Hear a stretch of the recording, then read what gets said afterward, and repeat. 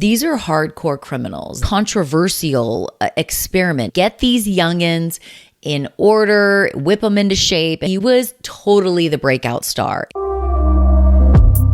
Welcome to another episode of Serial Streamers. You guys, we've been doing this for a while now. It's been so much fun having this virtual true crime TV club with you all. I know you guys are all out there just like I am, binging these true crime documentaries on Netflix, Hulu, HBO, Max, whatever it's called now. And it's just so fun because we don't always have somebody like a partner or a sister or a friend who's as into true crime documentaries as we are. So they don't really want to hear it. They don't want to chat about it. They don't want to watch it with us. So that's kind of what the Serial Streamers True Crime TV Club does. We all watch these documentaries together, and then we meet in my social media comments on Instagram, TikTok, and on YouTube, and we dish about these wild documentaries. We give our hot takes, we give our opinions, our theories, and so far it's been a pretty chill environment. I haven't seen a lot of fighting in the comments. I mean, I won't stand for that. It's been a lot of fun. So if you want to join the Serial Streamers True Crime TV Club, all you have to do is follow me on Instagram, TikTok, and or YouTube. I'm at Jami on Air on all platforms. That's Jami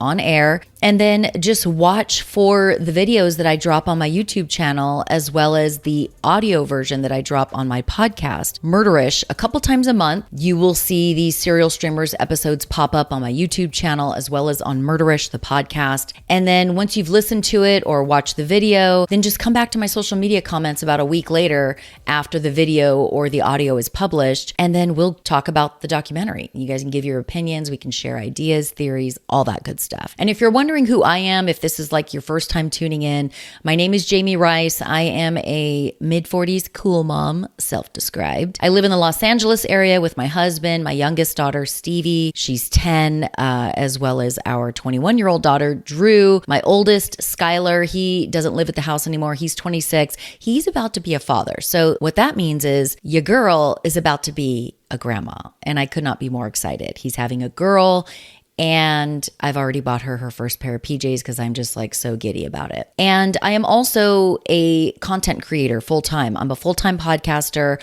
I launched my true crime podcast, Murderish, about 7, maybe going on 8 years ago. And that was my very first podcast. Murderish is still going today. There are brand new episodes every Monday. And then a couple Fridays a month, you'll get the Serial Streamers episodes on the Murderish podcast feed. But I've also launched other podcasts since then. A couple years ago, I launched Dirty Money Moves, Women in White Collar Crime. That is a serialized deep dive investigative podcast about a woman that I met a few years ago, an heiress who turned out to be a prolific scam artist. And the story is wild. I investigated her and I detailed all my findings on Dirty Money Moves, the podcast. It's a really great podcast, if I do say so myself. Check it out. Season 1 is the season about the phony heiress, Mary Carol McDonald. All right, so let's get into the recap of the documentary that us serial streamers just watched. It's going to be the docuseries. It's a reality docuseries called Unlocked: A Jail Experiment, and it's on Netflix. Just came out in 2024, and I loved it. I loved every second of it. I thought it was so intriguing. The experiment that they ran was so interesting, and I can't wait to talk about it with you guys. I do want to offer a trigger warning on the docuseries, and in my recap of the docuseries, there is mention of suicidal thoughts. Also, there is a convicted active shooter who is in this jail, who's featured in this docuseries, and I think that might be a bit triggering given all the mass shootings that we've experienced over, the last couple of decades. And then, of course, there is, I say of course, but, this docuseries takes place inside of a jail, a men's jail, and there is violence. So I want to offer that trigger warning as well.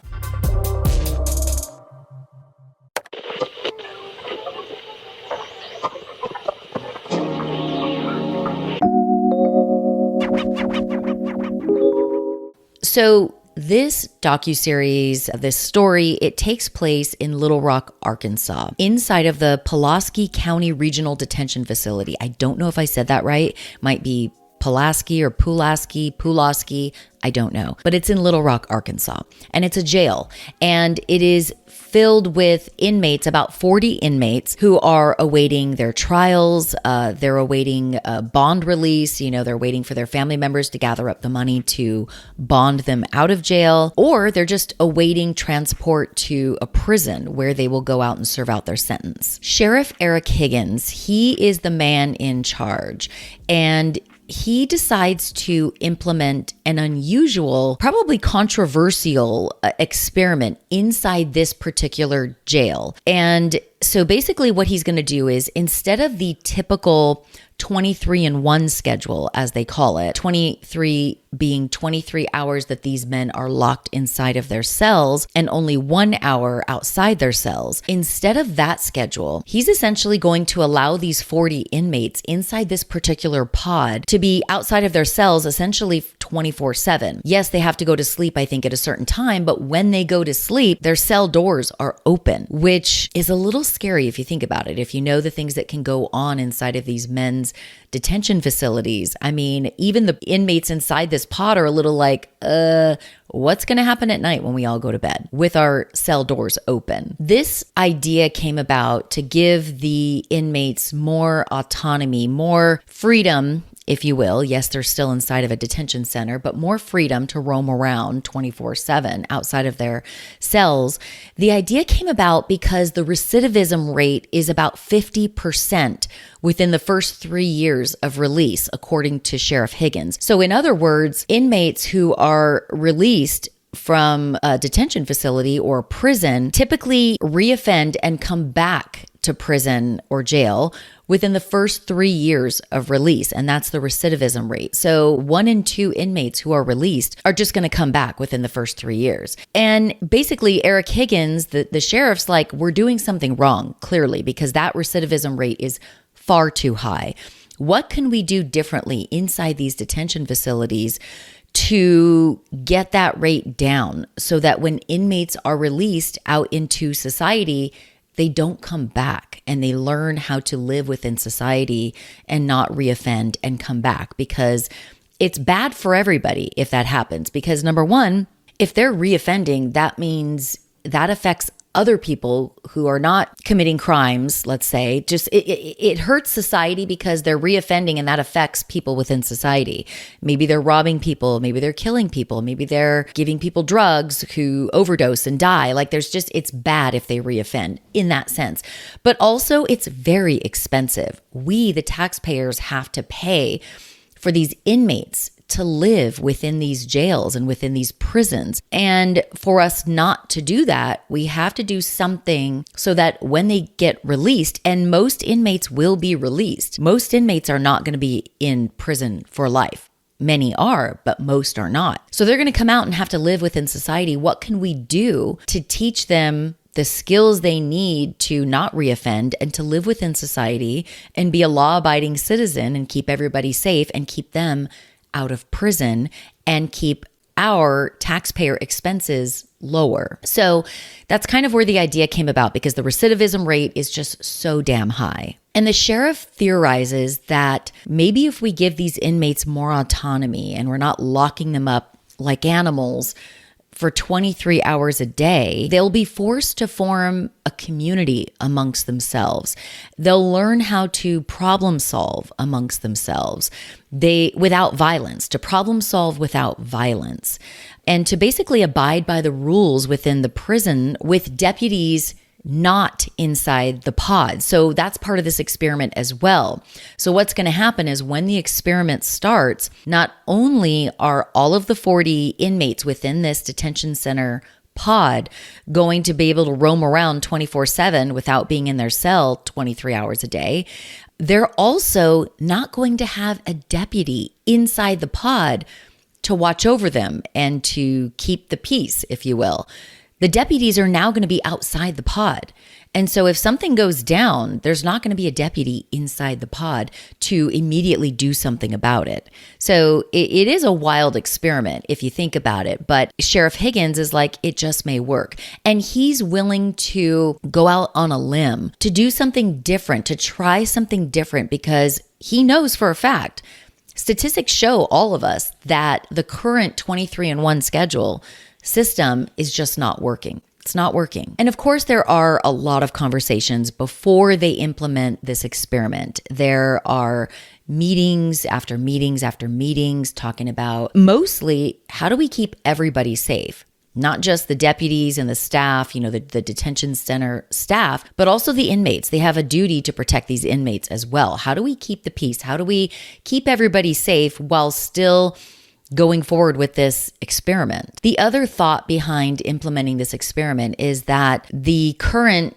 and typical 23-1 schedule, it seems to lead to a lot more stress and tension among the inmates, which explodes into violence once they are outside of their cells and mingling amongst each other. So part of this experiment is to see if them having more freedom to roam within the pod and not be locked up 23 hours a day, will that release some tension and some stress and lead to less violence? So the day arrives and the experiment is about to happen. And you see in the docuseries that these inmates are completely filled with so much emotion, different emotions. Some, they're very anxious. Some of them look nervous. Some of them look downright afraid. Some of them are just shaking their head like, this is not going to work. Like, what are we doing? This is not going to work. Some of them are excited. They can't stop jittering and moving because they're like, oh my God, our lives are about to change. Like, what is this going to be like? They're so excited. And the cell doors open. It's a very dramatic moment. The cell doors open. There's a lot of loud outward celebrating amongst the inmates. There's a lot of banging on things, jumping up and down, high five, fist bump. Like they're just like, yes, like our lives have just changed. And if we can keep this going, this would be amazing for us. I'm sure that's what they're thinking. And as I mentioned earlier, their cell doors are now not only going to be open 24/7, but that also means at night when they go to sleep. So when they're at their most vulnerable, so all these inmates are like, dude, we're sleeping with two eyes open, not one, two eyes open. And they're like, they show all this footage of these inmates standing in their, the doorway of their jail cell. And they're just like, ooh, like, should I go to bed? Should I what is going to happen? There's a lot that can happen at night when you're sleeping at your most vulnerable. There could be violence in many forms. There could be thievery, like people could be going in and stealing the things that you got at the commissary, which are very precious within a detention center. I mean, this is like cold hard cash. If you have ramen noodles, honey buns, like all that kind of stuff, Kool-Aid, this stuff is worth a lot. And somebody could come in and steal it. And that's a big deal when you don't have your freedom, when you're locked inside of this, detention center. And some of these inmates have families who don't have the money or just aren't willing to put money on their books so that they can buy things at the commissary. So they don't have all these goodies. So for the inmates that do, like they're a cut above, right? Now they have this item that's worth cash. It's worth money. It has a lot of value. So yeah, the cell doors being open at night I can imagine that being really nerve-wracking. And, these are not, maybe there's some inmates who are in there for check kiting or more simple white collar crimes. But for the most part, these are hardcore criminals. These are Bloods, Crips, inmates charged with robbery with a weapon, assault, and capital murder. So you've got everything under the sun. And so the point is, you got to watch your back. These men have committed or allegedly committed very violent crimes. And so sleeping with your cell door open is a little nerve-wracking, I can imagine, even for Bloods and Crips. Nobody wants to get punched or stabbed or shanked at, in the middle of the night. So almost immediately after this experiment begins, the cell doors open, everybody's excited and roaming around. Almost immediately, the OG inmates try to take control. There's this one, they try to run things. They're just kind of looks, we got to keep the peace. These youngins in here are going to run amok. They're going to go and break all the rules and act a fool. And they're going to ruin this experiment for all of us because, of course, there are strings attached. If you F up and you're breaking the rules and you have too many infractions, even if it's one person within this pod committing, all the infractions, everybody gets punished and the experiment gets taken away from them. It gets yanked, and now all of a sudden they go back to the 23-1 schedule. And the OGs really do not want this to happen. So they're trying to take control. They're trying to run things. They're trying to maintain order and establish a set of rules within the pod so that they don't get this, newfound freedom taken away from them. But the youngins are not having it. They're like, listen, bro, you're wearing the same blue jail suit as I am. In other words, like, bro, you're a criminal too. Like, you're in here for the same reason I am. We are equals. You are not above me. You're not my daddy. You're not my this. Like, I don't have to listen to you. So they're kind of rebelling and being like, take a seat, OGs. All right. You're not my daddy. There's this particular inmate named Randy Randall, AKA True Story, because every time he talks, he's like, true story, da da da da, true story. Like, it's hilarious. He's 46 years old, which is my age. And not that I'm patting myself on the back. He looks older than me to me. And I'm only saying that because he does look like he's lived a hard life. Like, he looks like he's been hardened by his extracurricular activities. But I'm not even saying that to diss on him. I actually really enjoyed watching True Story on this docuseries. He was totally the breakout star, in my opinion. I want to know what you guys think, but like, my assistant Alexis is shaking her head yes. Like, she watched this as well with her fiance, and True Story is the breakout star. Like, he really has a kind of an interesting personality, and he's kind of endearing, but then you find out what I think he's been convicted, but yeah, what you find out what he's been convicted of, and it's kind of like, oh man, that doesn't match up with what I'm seeing, but we'll get into that. But True Story, AKA Randy Randall, is a 46-year-old OG in this, pod of 40 inmates. And he's serving time for domestic assault. And that was hard for me to reconcile because it's something that it's like a non-starter for me. And I'm sure for everybody watching and listening to this, it's a non-starter for you too. Putting your hands on somebody else in that way is just, it's never okay. It's gross. It's awful. And nobody should ever experience that. But women in particular are mostly the victim of the domestic crimes. And so and he's also been convicted of drug charges. But it was the domestic assault that I was like, I'm finding myself feeling, endeared to Randy Randall, but I know what he did.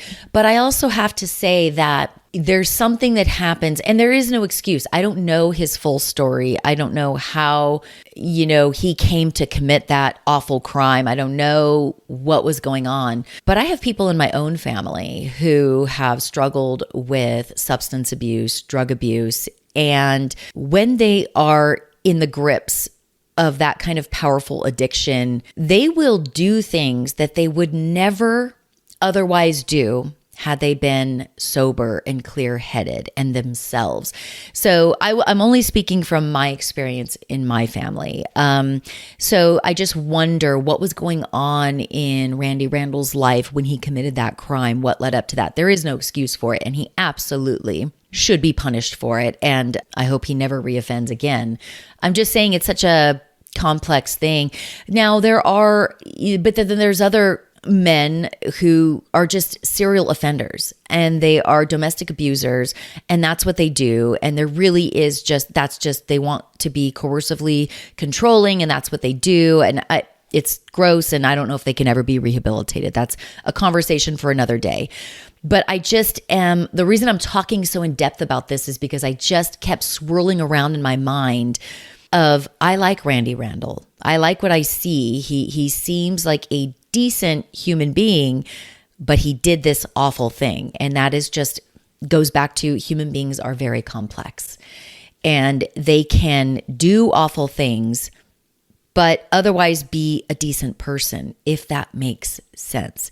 But then there are cases where you're a serial offender and you just, domestically abusing every relationship you get into, and this is just what you do, and you never learn and you never do better. Well, F off. Like, you're not otherwise a decent human being if that's who you are. So I don't know. I'm talking all over this subject because it just kept swirling around in my mind when I was watching this docuseries. It was like, I can't reconcile what he did with the man I'm seeing on my TV screen. But basically, True Story wants to maintain order. He wants to get these youngins in order, whip them into shape, and go like, hey, yes, this is great. We're all going to enjoy it. But dude, there's got to be a set of rules, and you guys can't be out here wilding out because you're going to get this freedom yanked from us in a hot second, and then we're all fucked. And again, going back to Randy Randall, aka True Story, I found it interesting. There was a particular part in the docuseries when this other inmate talks very disrespectfully to one of the female deputies, calls her a bitch, call this, and that, yelling at her, raising his voice, using his hands, like very disrespectful. And True Story was not having it. That really triggered him. And again, going back to, he's been convicted of domestic assault, but he's triggered by how this inmate is treating this female deputy so poorly, and he's not having it. He runs up there, he confronts him, and he's like, we're not doing this. We're not doing this. And he's just basically like, you're not going to do that in my presence. It's not okay. And I think, I could be wrong, but I want to say that True Story, to whip this guy into shape, the one who was disrespectful to the female deputy, I want to say he ordered a beat down on that guy. Like, I want to say, so that's another thing I'm going to talk a lot about Randy Randall, okay? But this particular inmate who spoke disrespectfully to the female deputy, and Randy Randall was not having it, in order to put him in his place and set him straight, Randy Randall, and he would do this with other inmates too, as much as he wanted to keep the peace, he would not hesitate to quietly, secretly order a beat down on an inmate who wasn't following the rules or who was kind of like ruining it for everybody else. So he is a violent person. Like, he's okay with violence but he would have other people do the dirty work. And maybe that's just a code inside these detention centers. Like, it's, what other method do you have to set an inmate straight who's about to F this experiment up for everybody and get it yanked from everybody? What other method do you have to rectify this other than just to hand down a beat down? I don't know, but that's what they did. And Randy Randall would be the one, kind of like the puppet master, and he would secretly go to some younger inmates and be like, hey, this guy needs to get his ass beat. He's wilding out. He's not following the rules. He's speaking disrespectfully to the deputy, and they would go kick his ass. But they would do it outside of camera view. So Netflix's cameras couldn't see sometimes inside of certain cells, or a camera wouldn't be inside a particular cell. So that's where they would lure the inmate in that they wanted to hand down a beat down, and you would hear it in the audio, them getting punched and kicked and whatever. And True Story was ordering a lot of these beat downs, which is like, it's not funny, but here he is trying to maintain peace, but then he's like, yeah, go beat that guy's ass because he's not following the rules. It's just like, it's so interesting. And mostly all of the inmates, whether you're an OG, you're a youngin', or you're somewhere in the middle, almost all of them have issues with authority, and they don't want to listen to a goddamn thing that anybody says, no matter how high powered you are. Although I will say they're all very respectful when Sheriff Higgins walks in the room and commands their attention. Now, it's probably because they have to kiss his ass to keep this experiment going, but they're very respectful to him. Yes, sir. Yes, sir. All that you know, sir. But otherwise, they really have an issue with mostly all authority. And that makes sense. Like, there's a reason why their freedom has been taken away, is because they're out there just running amok in the streets because they have no problem flipping the middle finger to authority. And it's no different within the detention center. They're not really listening to authority. The experiment starts off a little rocky, as you can imagine, right? It takes time to sort of perfect it. That's a bad term because it's never going to be perfect, but it starts off a little rocky. There are people, mostly the youngins, who really are taking full advantage of this newfound autonomy, and they're really pushing the boundaries. They're breaking a lot of rules. They're making hooch, which is basically alcohol. It's made with oh my God, it's disgusting. But I guess, listen, if you need to get yourself there, it is amazing what human beings will do and will consume if they have no other option. So I love an adult bevy. I do. I'm a social drinker. I don't drink really during the week. I don't really have a glass of wine at night on a Tuesday. I mean, if I want to, I will. But I'm more like, if something's going on, it's the weekend, we're lounging in the pool, we have friends over. Okay, Shadow. That was Shadow. if we're lounging in the pool, if we have people over, house party, barbecue, whatever, I'm always going to be having an adult bevy. So I imagine, like, listen, if I get locked up in a detention facility, which knock on glass that I don't, but if I did, I wonder if I would be drinking this hooch. Now, let me tell you, when it's inside this bag, it looks disgusting. Like it's a mixture of fruit, because you need the fruit to ferment over time to turn into alcohol, I think. They take the crust from the bread that they're served for lunch or dinner or whatever, because they need the yeast from that crust to help the fermentation or whatever. Anyway, it's all this shit that goes in a bag. And it turns into a really strong alcohol called hooch, and it gets you faded. And so, of course, these youngins, and some of the OGs are definitely drinking the hooch, but they don't show them making it. It's the youngins who are making the hooch. They're making these things called coffee cigs. Like basically they put coffee grounds and roll it up into like a paper towel. I don't know. They make these coffee cigs and they puff on it and smoke comes out and it looks like a blunt. Like it's interesting. And, they also are getting drugs into the pod. It's amazing what people on the inside can do. They can get street drugs inside, and they do. And these youngins are also pulling pranks on other inmates. Like in the middle of the night, they're getting a glass of water and throwing it on another sleeping inmate. And the OGs are just like, what the fuck? Like, can we just grow the fuck up and really take this experiment seriously? Yes, we can have our fun, enjoy our newfound freedom. And I use that word loosely. You're doing too much and you're going to get this experiment taken away from us. And True Story is eventually nicknamed Pod Daddy, which I love that nickname. It's perfect. Like all these inmates behind his back are like rolling their eyes anytime he comes around, because he's all up in everybody's business. He's trying to run things. He's just being an OG, an overbearing OG, like a pod daddy. And these inmates are like, bro, you're not our daddy. Like you quit trying to be the pod daddy and go worry about your own self. You're in here for the same reasons we are. Okay. We're equal. So he gets the nickname Pod Daddy, and he doesn't like it because one of the inmates finally tells him, like, dude, they're calling you Pod Daddy. And he's like, wait, what? And it's so funny because it's like, Randy Randall, why are you surprised? You are 100% walking around this place like a Pod Daddy, okay? So, but the inmates don't want to be controlled. They don't care how old you are, what you've done. They're just like, dude, get off my jock. And True Story gets the message. He eventually does take several steps back, and he just starts to watch and observe the younger inmates getting into trouble. He's like, well, I'll just let them get into trouble. They're going to dig their own grave, but it kind of sucks because it's like they're going to get this shit taken away for all of us. And yeah, that's exactly what they do. The youngins continue getting into trouble. They're pushing boundaries. They're effing up the food trays. And by the way, food trays are a big hot topic, like a big deal inside of detention facilities. Like, people get hangry and they have to be kept organized so that everybody gets fed. And then if there's any extra, it should go to the people who have taken on the job of serving everybody and keeping the food trays organized. But sometimes that doesn't happen. And if you don't keep them organized, there might be an inmate who's taking a nap during chow time. And if they don't get fed, that's a big deal, because especially younger inmates, I want to say if you're under the age of 18 or something like that, there's a mandate, like they have to be fed 3 square meals a day, something like that. So if you are the inmate who signs up to do this job to keep the food trays organized, and you fail to realize that one of the youngins is sleeping during mealtime and he doesn't get fed, and you've already given out the extra meal trays to other inmates and now all the food's gone, now what?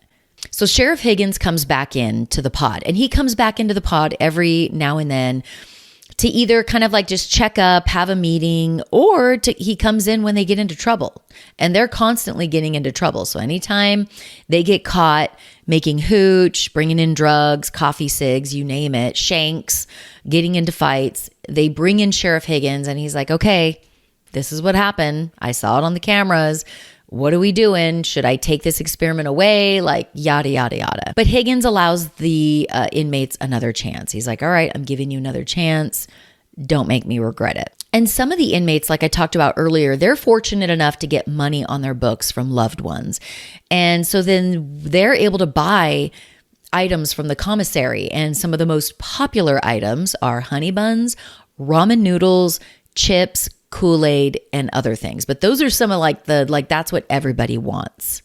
And these commissary items are used as currency inside of a detention facility because you don't have cash, but you can trade it. You can use it to pay gambling debts because they gamble within this detention facility. They play dominoes. They do all these things and they can trade it. So for example, there is a younger inmate called Eastside, and he does tattoos inside of the pod. So an inmate who has commissary items that Eastside might want, they'll be like, look, I'll give you 3 ramen noodles and 2 honey buns if you give me a tattoo on my face. And he's like, cool.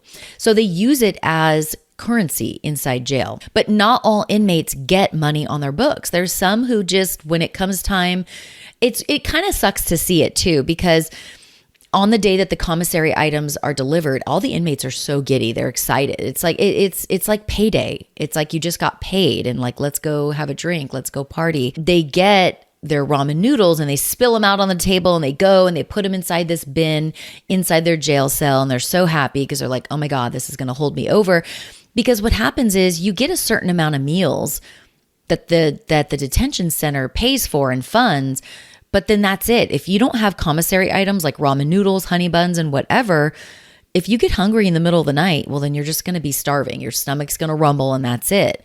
But if you get money on your books and you can buy commissary items, well, now all of a sudden you've got this huge pantry, if you will, inside your cell where you can dig in and just be like, let me get some ramen noodles, let me get some chips, let me get a honey bun. So it's a big deal to be able to have money on your books, but some of the inmates don't have it. So when the items are delivered, it sucks to see the inmates that are like, cool, and I have nothing. And they're just watching all these other inmates going, yeah, I've got my shit. And they go and put it in their cells and they're all excited. There's one particular inmate who goes by the name Tiny. And that's because he literally is a tiny man. He's 5'3", but he's a gangster and he will tell you that. I believe him. His real name is Krishna Pino Clark.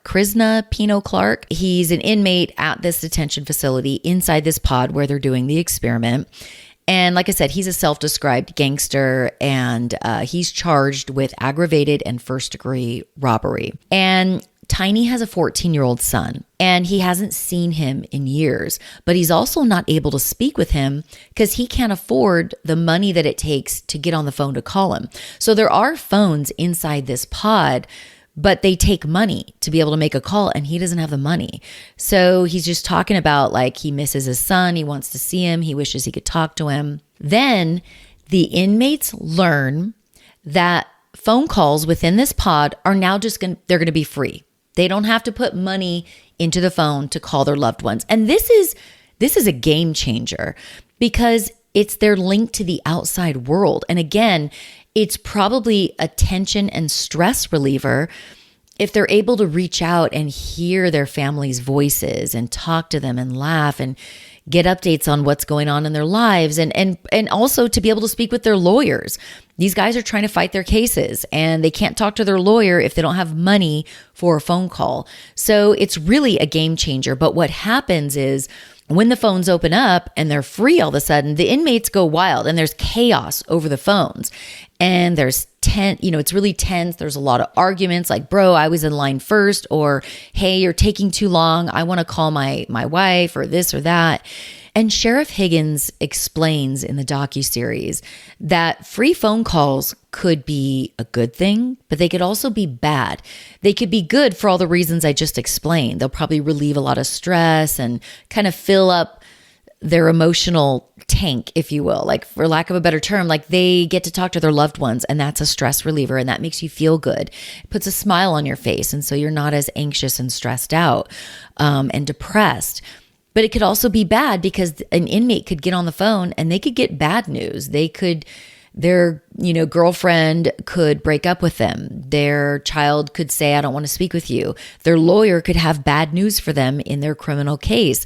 And then now all of a sudden they're more stressed out and they're more tense than if they had never spoken with these people. And eventually, of course, true story, the OG comes up with a solution for the phone system chaos.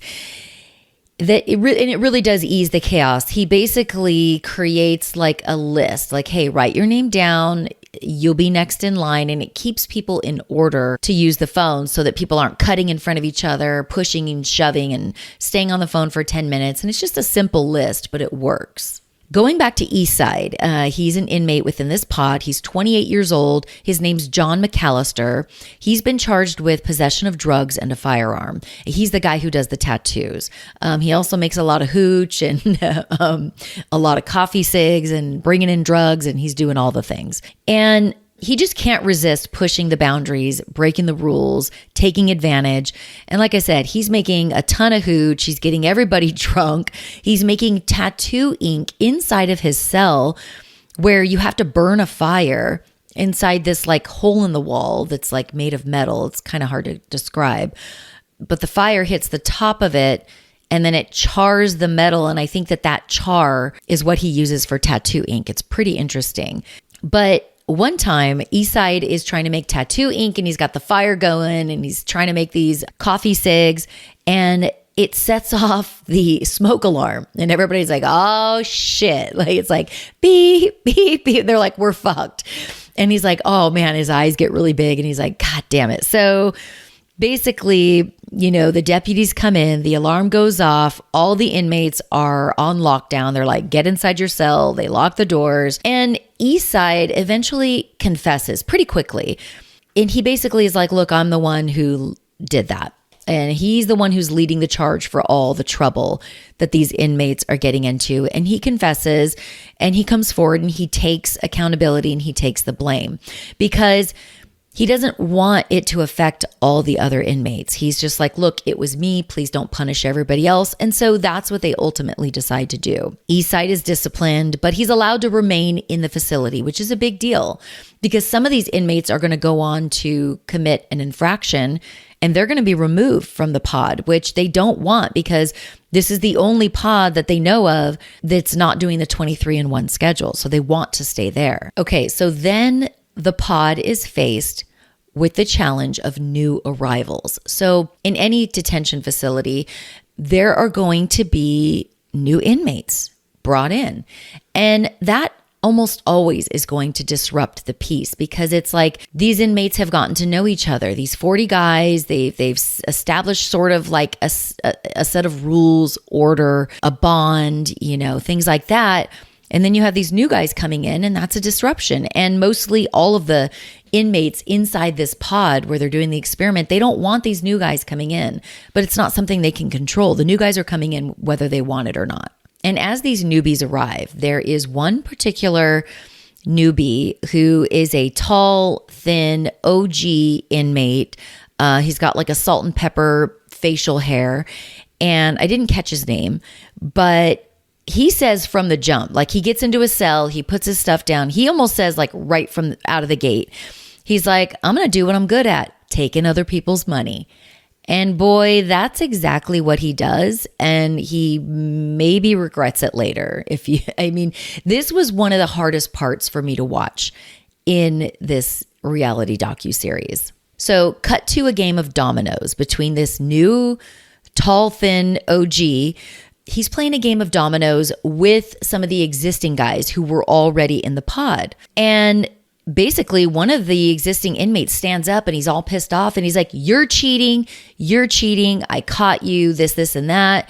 And he's all pissed off and he's accusing this new inmate, this new OG of cheating in dominoes. And that's a big deal because when you play dominoes, they're playing for money or maybe they're playing for commissary items, which have a very high value. So for example, if somebody's cheating in dominoes and they take $15 worth of somebody's commissary because they're cheating, $15 worth of commissary is a really big deal. I don't know what that means, what that translates to as far as cash in the outside world, but it's a big deal.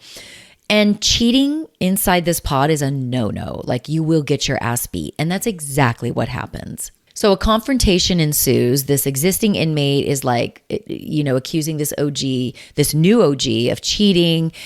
And they start arguing. It starts to get aggressive. And the two inmates basically agree to a fight, a one-on-one fight inside of one of their cells away from the camera view, because if the camera catches it, well, then the deputies are going to see it and they're all going to get this experiment yanked. So the new inmate OG and the existing inmate who's a bit younger are like, okay, we're going to fight. Let's go. They agree to a one-on-one fight. And the OG guy is all about it. And I'm thinking like, oh my God, this is so interesting. Like, he's just like standing, he's just like, no, let's fight. Like, he's not backing down. Whether he did cheat or not, he's like, let's go. They fight for like a brief time. I mean, it was like really quick from what you could hear on the cameras. And then the fight seems like it's over. But the OG, when the other guy walks away from the fight, it seems like it's like, okay, that settled it. But the old OG is like waving him back. He's like, let's go. I'm not done. So he wants more. He's not done. He's like, no, I'm going to kick your ass. So he's waving the other guy in, but that other guy doesn't take the bait, at least at first. So then you think like, okay, this is over. They fought. The OG was still heated afterward and wanted more, but it's been maybe squashed. Well, then the younger inmate, a few moments later, catches the new OG inmate on the phone with like his girlfriend or his wife or whoever she is. And as the new OG is sitting down on a chair talking on the phone, and the younger inmate walks by and just clocks him right in the face, like just out of nowhere, just punches him in the face. And he's on the phone with his girlfriend. His girlfriend's like, what's going on? What's going on? So of course this brings everything back up, and the OG's pissed off and he's just like, what the fuck just happened? And basically what transpires from there is that the OG inmate gets lured into a younger inmate's cell for what he thinks is another one-on-one fight with the original guy he had beef with. But what ends up happening is the OG gets jumped. They close the door and you can hear the 3 other younger inmates jumping this guy. So he really doesn't have a chance. He's taking all these punches. You could hear them. And it was really hard for me to watch. I am not somebody who enjoys men fighting. It's just so aggressive and hardcore, and I don't love it. And so even hearing the sounds of him getting punched was just like, oh God, okay, let it be over. But they continue, and the fight once again, it seems like it's over, and you can hear one of the inmates in there going, okay, that's enough. You can hear this on the audio, but you can't see it because it's inside of a jail cell with the door closed outside of camera view. And he's like, okay, that's enough.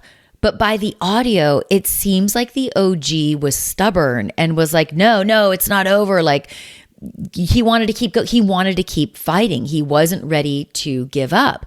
So these younger inmates continue jumping him, and they're beating him and they're beating him and they're beating him.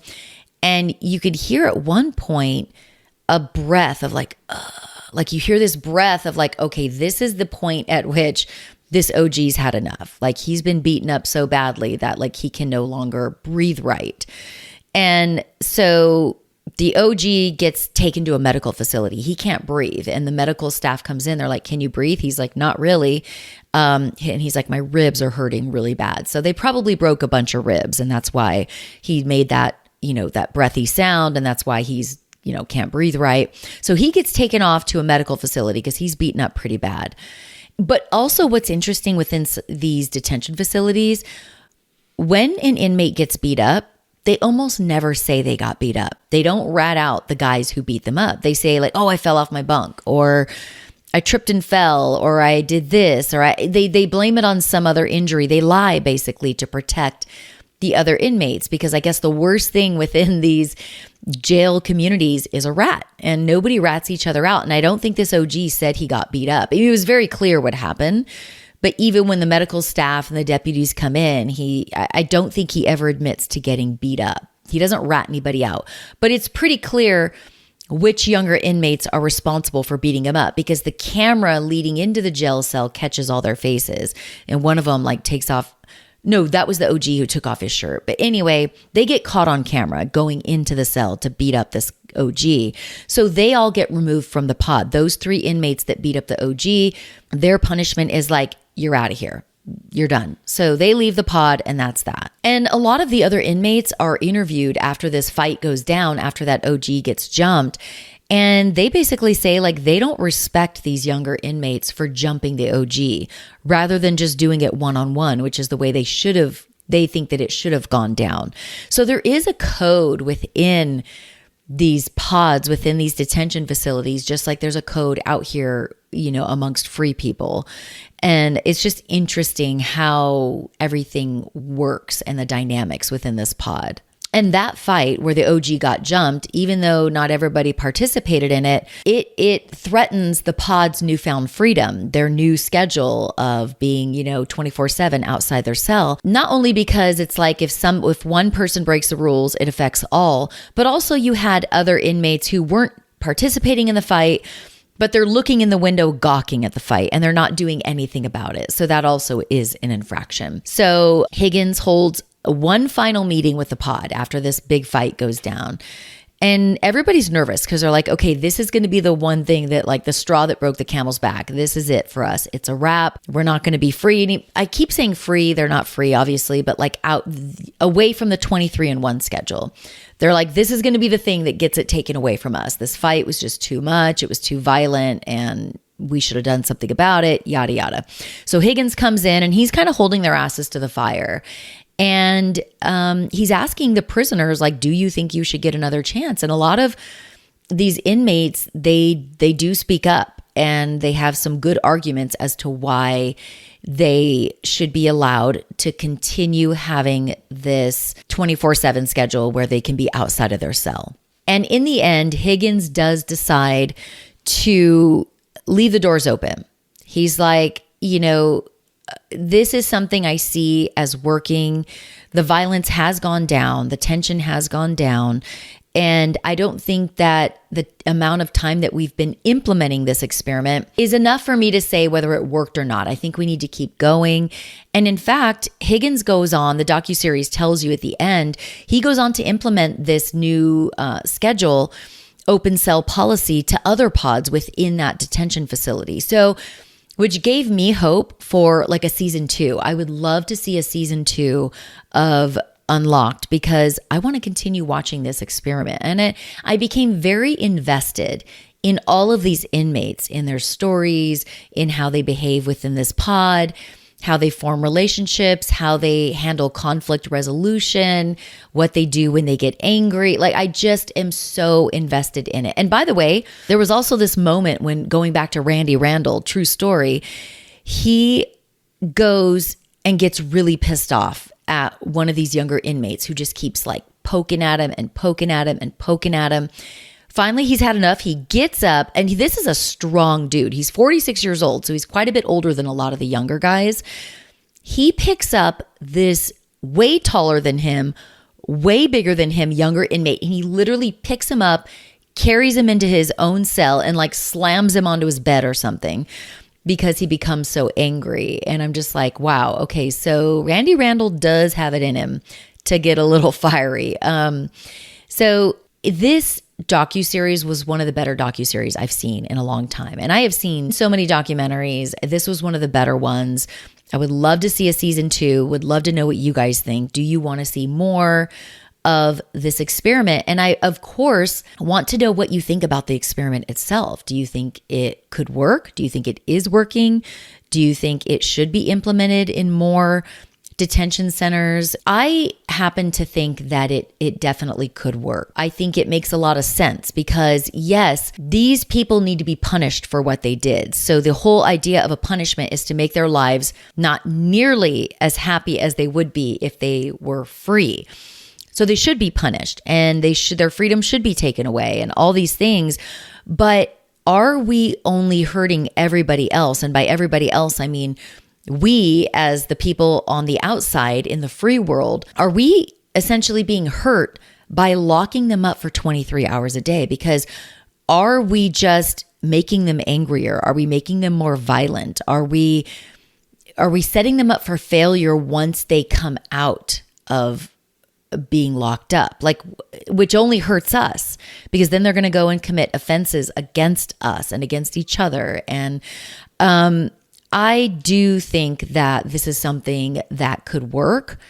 I think it's something that makes sense because the psyche of these inmates is very fragile. Well, in all of us it is, but I could totally see that if we relieve some stress, yes, still punish them, still make them abide by the rules, still take away their freedom, yada, yada, yada. But by relieving some of the tension and stress and helping them with the depression, Could this make a positive impact? I think it can. Oh, and I forgot to mention, so this part may be a little triggering in terms of all of the gun violence that's happening in our country right now. I found it very interesting that there was one particular inmate, I forgot his name, but he was convicted of basically, like a mass shooting situation. I believe he went into an open area. I can't remember if it was a mall or maybe it was a medical facility. I believe he only ended up killing one person, but maybe his intentions were try to kill more. But essentially, he was an active shooter. And he ends up in this pod. And everybody likes him. Everybody is like, this guy doesn't do anything wrong. He's actually super quiet. He's on the depressives. He does suffer from depression. And in fact, there's one time when he's removed for 7 days and he's locked up in solitary confinement because there was word that he was talking about maybe harming himself. And so they took him out of the pod, put him in solitary confinement, which, by the way, I don't know how that helps, but put him in solitary confinement for a week. And everybody was so happy when he came back to the pod. The reason I bring this up is we all have heard how child abusers are treated within detention facilities and prisons. They're not treated well. And so, number one, I would be curious to see if there was a child abuser in this pod doing this experiment. How do people treat them? Do they have any friends? Do they get beat up? How would it, because everybody else seems to be pretty accepted no matter what you did. Now going to the active shooter, he was very well received by the inmates in this pod. So I guess that infraction, that crime isn't something that sets you apart inside of a prison system or a detention facility like child abuse does. And I found that interesting because people loathe mass shooters. Like, we loathe them and we just wish that this would stop, and we think it's so cowardly and disgusting what they do. But here you have an active shooter within this pod and he's accepted. So I just found that interesting and I don't know what to think about it. I would love to know what you guys think about that particular inmate and how he was received so well. Did that surprise you? Did it not? What are your thoughts? And like I said before, I do think there's something to changing the way that we currently treat inmates. Again, they have to do their time. They have to be punished. Their life should not be as great as it was on the outside. Totally with that. But the recidivism rates are just so high. So clearly that's evidence that we're doing something wrong and that we should try something different. And I mean, I'm a firm believer that there should be mental health support within these facilities. There should be counseling. There should be skills training, job skills training, maybe even like getting your education, getting your degree. I think that everybody should have a job and stay active and be learning how to do something that could contribute when they're on the outside. Because again, look up the rates of, most people who are locked up are going to get out one day. So do we want to lock them up for 23 hours a day? Give them no counseling, no help with their mental health, no job skills training, and just release them out into the wild? Do we think that that's going to be better for us and our kids and everybody who's out here in the free world? Or do we think that it could be better if somebody's locked up over a long period of time, while they're there, they get education, mental health help, they get counseling, they get job skills training, they hold down a job, maybe they get their education, maybe they get their high school diploma, maybe they get a degree. And if they've gotten all those things when they're in prison, do you think that once they come out into the free world, they will be better off and we will be better off? I think so. Maybe some of you are looking at me right now going, okay, that's radical. No, they need to be punished and let's just throw them in a cage. I don't know. What do you all think? There is no perfect system, and I don't know what the answer is to deal with these inmates who are going to eventually be released, and how we set them up and us for success and not failure. My dogs are snoring, or was that a fart? I think it was a snore. Like one of my Shadow we're talking about my German Shepherd Shadow. He just literally let out like the loudest snore. Might have been a fart. I don't know. But when we're talking shit about him, he raised his head like, what? Anyway. All right. So I loved this series. I would love to see a part 2. And I became so invested in these inmates. I wanted to learn every single thing about them. And I could totally see myself going on a Google rabbit hole search. I want to find out more about Randy Randall. I want to know where he grew up. What was he like as a child? What was his upbringing like? How did he get into a life of crime? Like how did he end up where he is? And I want to know that about all of them. I'm just a curious person, and I'm sure you all are too. But I would love to know more, and I would love to see a season 2 of Unlocked. I'm also curious what their psychological profile is, because I have no expertise in, psychology, but I am very interested in it because I think it just drives so much in us humans. And so what is the psychological profile of some of these guys, particularly the active shooter? I want to dive into his brain and know what made him wake up one day and go do what he did. Like, what makes you want to harm a bunch of people all at once? I would love to know. And I also kept thinking while I was watching this docuseries, what would I do in these situations? Let's just say I got caught cheating, or they accused me of cheating. And now one of these younger inmates is like, listen, bitch, you're cheating and I'm going to kick your ass. What would I do? Would I stand up to the challenge? How would I react? Because if you back down, well, then what? Well, then you're going to be harassed by everybody and they're going to be calling you all kinds of names, and you're going to be do you just go ahead and just face it, get it over with, and just take the mindset that look, they're probably not going to kill me. I might have some bruises and some blood, but I'll be fine. And then once I do this, it'll be squashed and I'll never have to deal with it again. I don't know. It's so interesting. But how would you deal with certain situations? And also, would I drink the hooch? I kind of think I would. I don't know. I kind of think I probably would not participate in the coffee cigs because I'm just not trying to do that damage to my lungs. But I probably would drink some hooch. I think I would. I know I would. Would you drink the hooch? I mean, it looked disgusting inside that bag. But then again, I do quail egg shooters at a sushi restaurant, and that doesn't look delicious, but I like it. So yeah, I think I would drink the hooch. What about you? All right, everyone, make sure you're subscribed on YouTube. I'm at Jami on Air on all social channels. So that's YouTube, Instagram, TikTok. Make sure you follow me everywhere. If you want to be part of this true crime TV club, we call ourselves the Serial Streamers. We're having a lot of fun. So all you have to do to join the Serial Streamers is, I'm not going to jump you in like they would do inside this pod or like they do in the Bloods and the Crips. You don't have to get jumped in to be a part of our community. All you have to do is follow me on social media, Instagram, TikTok, and or YouTube. I'm at Jami on Air. And then just basically watch for videos where I recap these documentaries, and then come to my comments and let me know what you think. Chat about these documentaries with us. Give me your theories. Give me your unpopular opinions, your hot takes. It's a safe space. It's a really fun community. We're not going to make fun of you. Nothing is a dumb comment. Just join the community and you'll see we have a lot of fun. And make sure you hit the notifications button if you're watching on YouTube. That way you get notified anytime there is a new recap of a documentary that we're watching on the Serial Streamers. And if you like to listen to these recaps on the podcast, all you have to do is follow or subscribe to Murderish, the podcast, and then look through the podcast feed. And if it says Serial Streamers in the title, well, then that's a Serial Streamers documentary recap episode. If it doesn't say Serial Streamers, then that's going to be just like your standard Murderish podcast episode where I am walking you through a true crime story from A to Z. It has nothing to do with documentaries.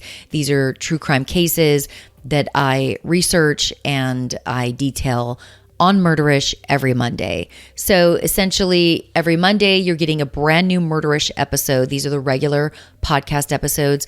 And a couple Fridays a month, you're going to get a Serial Streamers episode where it's me recapping these true crime documentaries in more of a conversational way like I'm doing now. And then those Serial Streamers episodes that end up on the podcast, they also get uploaded to my YouTube channel. Everything's at Jami on Air, and the podcast is Murderish. Thanks so much for watching. Thanks so much for listening. I appreciate all of you. And remember, Ted Bundy's ugly, cults are stupid, scammers suck at life, and binging true crime documentaries is self-care. And do not let anybody tell you different. See you next time.